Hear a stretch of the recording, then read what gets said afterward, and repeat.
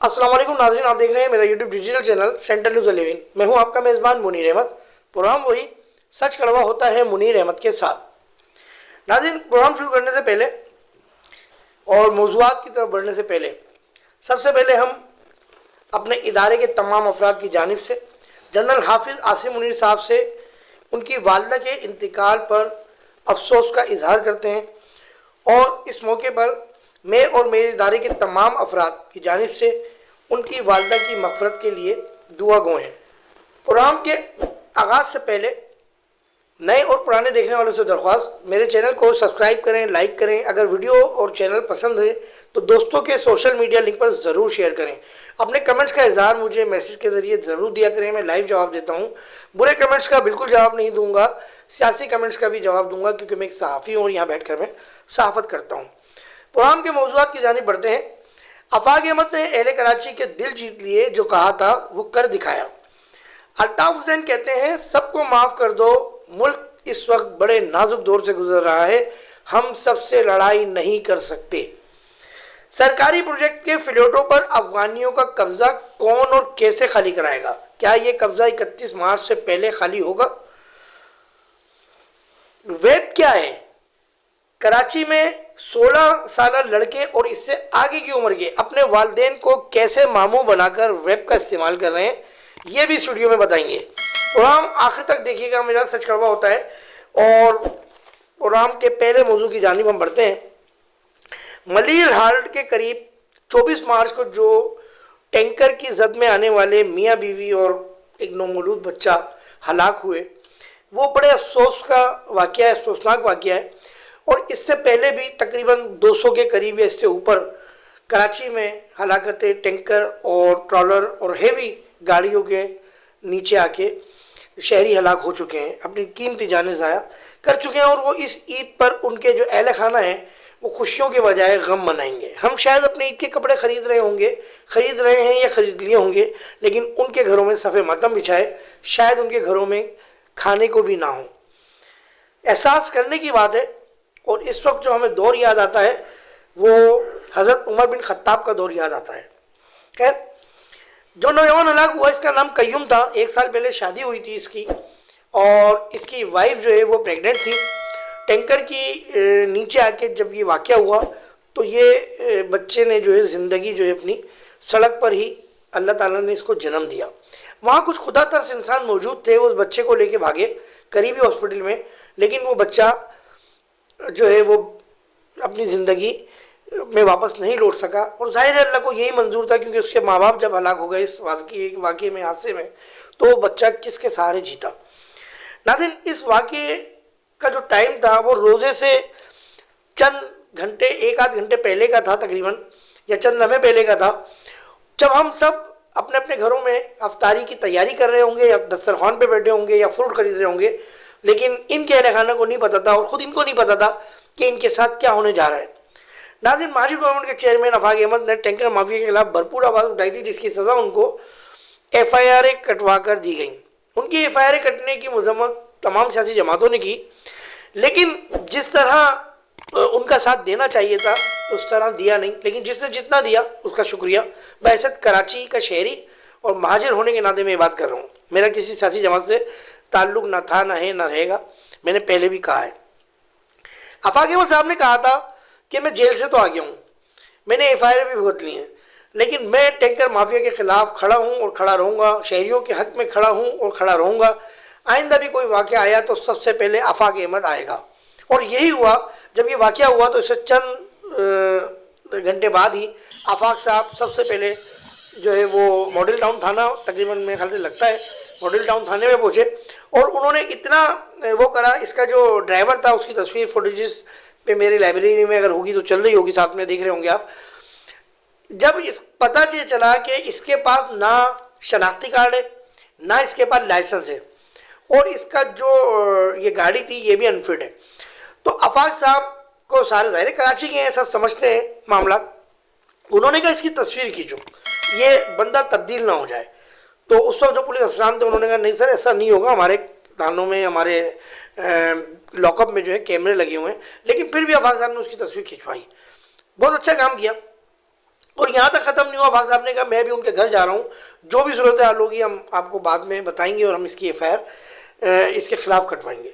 उसके बाद आफाक साहब जिना हॉस्पिटल भी गए जहाँ उनकी डेड बॉडियाँ लेके गए थे। तस्वीरें होंगी, उसकी भी तस्वीरें आपको चल रही होंगी इस वक्त। इस एक्टिविटी की जो भी तस्वीरें हैं आफाक साहब की, जो वीडियो हैं वो आप वीडियो में देख रहे होंगे। देखिए MKM की लेडी भी थी एक रुकन असेंबली, वो भी गई हैं, और भी लोग जा रहे होंगे। नमाज जनाजा में भी लोगों ने शिरकत की, लेकिन आफाक साहब बार बार चिल्ला रहे हैं। मैं अपने कई प्रोग्रामों में बार बार कह चुका हूँ, सबूत दिखा चुका हूँ कि ट्रैफिक पुलिस का जो रवैया है वो सही नहीं है। इनको कौन सही करेगा, खुदा रसूल का वास्ता देके कह रहा हूँ कि IG सिंह साहब, DIG ट्रैफिक, माना ही अभी नए हैं, इन्होंने 2 या 2.5 महीने हुए चार्ज लिए हुए, लेकिन ट्रैफिक पुलिस DIG नहीं खड़े होते रोडों पे। रोडों पे SO खड़ा होता है, रोडों पे EO खड़ा होता है, ASO खड़ा होता है, उससे नीचे हेड कांस्टेबल खड़े होते हैं। ये लोग पैसे ले लेकर मुट्ठियों में ट्रैफिक को छोड़ रहे होते हैं और नौजवान नस्लों को, फैमिली समेत लोगों को पकड़ पकड़ कर चालान कर रहे होते हैं, क्योंकि उनका कमीशन बना हुआ होता है, जिसका जिक्र आफाक साहब ने भी किया और बिल्कुल सही किया। देखिए DIG ट्रैफिक साहब को ये चाहिए कि वो हंगामी बुनियाद पर ऐलान करें कि तमाम अनफिट गाड़ियां और तमाम हैवी ट्रैफिक को रोका जाए।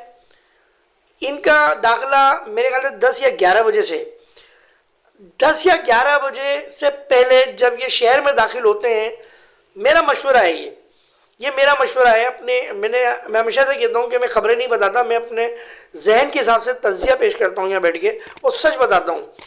जब हाईवे पर ये ट्रक खड़े होते हैं एंट्री करने के लिए या किसी भी मुकाम पर शहर में दाखिली रास्तों पर खड़े होते हैं, तो वहाँ ट्रैफिक पुलिस को चाहिए कि इनके लाइसेंस चेक करें, इनके कागजात चेक करें, इनका फिटनेस सर्टिफिकेट चेक करें। जिसके पास ये तीनों हों और जो ड्राइवर नशे में ना हो, उसके बाद उसको बाकायदा वो ट्रैफिक पुलिस का जो अफसर जो भी हो, वो उसको एक पर्ची बनाकर देगा कि हाँ ये हर चीज़ से ओके है और ये शहर में दाखिल हो सकता है।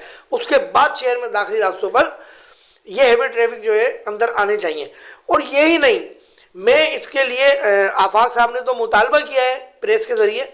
मैं इंशाअल्लाह ताला, मेरी एक NGOs है, मैं अपनी NGOs के ज़रिए मैं chief of army staff general Hafiz Asim Munir साहब को भी लिखूंगा लेटर, मैं कोर कमांडर कराची को भी लिखूंगा, मैं DG रेंजर्स को भी लिखूंगा कि ये मेरे जहन में पॉइंट्स हैं, आप इन पॉइंट्स पर गौर करें और उस पर अमल कराएं। एक तो पॉइंट मैंने आपको बता दिया कि तमाम शहर के दाखिली रास्तों पर इन ट्रकों को चेक किया जाए, इनके ड्राइवरों को चेक किया जाए, जो नशे में ना हो उनको, जिनके फिटनेस सर्टिफिकेट मौजूद हैं उनको, जिनके पास लाइसेंस हो, जिनके पास कागजात हों, उनको शहर में दाखिल होने दिया जाए। उसके अलावा किसी को नहीं दाखिल होने दिया जाए। सबसे पहला तो ये इकदाम करना चाहिए। सेकेंड इकदाम ये, जब 11 बजे घड़ी में 11 बजे के बाद पहले एंट्री होनी चाहिए, 11 बजे से पहले एंट्री हो जाए, यहाँ ट्रक पहले छोड़ दिए जाते हैं। दूसरी बात, आज भी कई रूट्स की ऐसी गाड़ियां हैं जो अनफिट हैं, इतनी खतरनाक गाड़ियां हैं वो अनफिट है, बैक के उनके शीशे टूटे हुए हैं, उनको पीछे का नजर नहीं आता, साइड मिरर उनके टूटे हुए हैं, खिड़कियां, दरवाजे, फुटरेस्ट जो पैदा चढ़ने का होता है वो टूटा हुआ है, लेकिन वो गाड़ियां रोड पर इंसानी जानों को कत्ल कर रही हैं, कोई पूछने वाला नहीं है। मैं फिर कहता हूँ, अफसरान बाला एयर कंडीशन में बैठते हैं, वो इतना रोडों पर नहीं होते जितना ये स्टाफ होता है। सबसे पहले इनका कमीशन खत्म किया जाए, जो चालान कटने पर इनका कमीशन है सबसे पहले वो खत्म किया जाए। उसके बाद इनको पाबंद कर दिया जाए कि अब आपने सबसे पहले जो टारगेट रखना है वो हेवी गाड़ियों के जो लाइसेंस है, जो फिटनेस सर्टिफिकेट है, आपने वो चेक करने हैं। इसके अलावा कुछ भी चेक नहीं करना और ऐसी तमाम गाड़ियों को बंद कर दिया जाए, तभी शहर में जो है मामला कंट्रोल आएंगे। इसके अलावा नहीं है।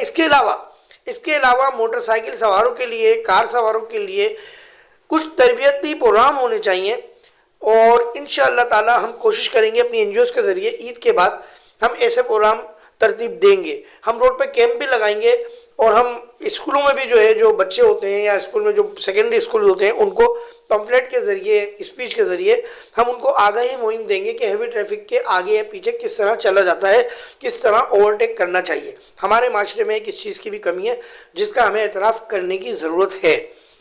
आगे चलते हैं।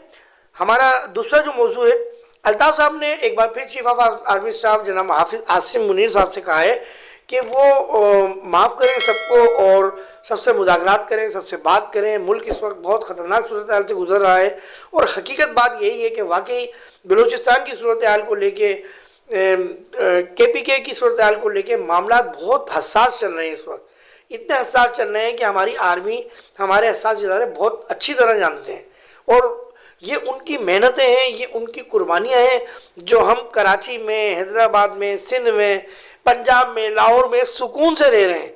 आप यकीन करें, अगर हमारी ये फोर्स कुर्बानियाँ न दें, हमारे हसास इदारे काम ना करें, तो ये दुश्मन हमारे घरों में बैठे हैं। मैं अहले कराची से दरख्वास्त करता हूँ इस मौके पर, मैं ये बिल्कुल क्लियर बात बोल रहा हूँ और ये बिल्कुल हकीकत है। अफगानियों की वापसी का सिलसिला शुरू हो चुका है, 31 मार्च की इनकी डेट है, लेकिन ये बड़े ख़तरनाक लोग हैं। हमें नहीं पता कि पठानों में और अफगानियों में हम फ़र्क नहीं कर सकते, हम शहरी फ़र्क नहीं कर सकते। इदारे फ़र्क कर लेंगे, इदारे समझ लेंगे, हम शहरी नहीं फ़र्क कर सकते। मैं तमाम कराची के लोगों से ये दरख्वास्त कर रहा हूँ कि उनके इलाके में कोई भी ऐसा शख्स जिसको आप समझते हैं कि ये पठान है, आपको नहीं पता कि वो अफगानी है कौन है, आप ये समझते हैं, आप उसको देख रहे हैं कि पठान है, तो मुतल्लिका थाने में उसको ज़रूर बताएं, 15 पे रेंजर्स हेल्पलाइन पे ज़रूर बताएं कि हमारे इलाके में ये ऐसा शख्स, ऐसी फैमिली रह रही है। क्योंकि वो इदारों का काम है उसको ट्रेस करना और देखना कि ये आया अफगानी है या ये हमारा पख्तून भाई है। जैसे कि हमारे कोयटा के लोग हैं और दीगर जगहों के लोग हैं, ज़ाहिर हमारे पाकिस्तानी भाई हैं, लेकिन अफ़गानिस्तान के ना हो, अफ़गानी ना हो। तो ये हमारे जो लोग हैं कराची के, उनके ऊपर बहुत सख्त जिम्मेदारी है। बहुत एहतियात करें, बहुत ख्याल रखें। आर्मी, इंटेलिजेंस इदारे, हमारे रेंजर्स, ये बॉर्डरों पर खड़ी है, FC हमारी बॉर्डरों पर खड़ी है। शहर के अंदर हम खुद एक फोर्स हैं, अपनी जिम्मेदारी हमें निभानी चाहिए, अपने आसपास बहुत ख्याल रखना चाहिए। आने वाले वक्तों में हमें बिल्कुल जिम्मेदारी का मुजाहरा करना चाहिए और अपनी फोर्सेस, पुलिस और इदारों के साथ मुकम्मल ताउन करना चाहिए। अगले मौजू पर हम आते हैं। अगला मौजू हमारा सरकारी प्रोजेक्ट के फ्लैटों पर अफगानियों का कब्जा है और ये कब्जा क्या 31 मार्च से पहले खाली हो जाएगा, इसकी मैं थोड़ी डिटेल आपको बता दूं। देखिए, ये जो अफगानियों ने जो कब्जा किया हुआ है फ्लैटों में, ये लांडी में जो है सरकारी मुलाजमीन की रिहाइश के लिए अरबों रुपए की लागत से तामीर किए गए फ्लैट्स गैर कानूनी कब्जे और माली बेज़ाब्तगी का इंकशाफ हुआ है।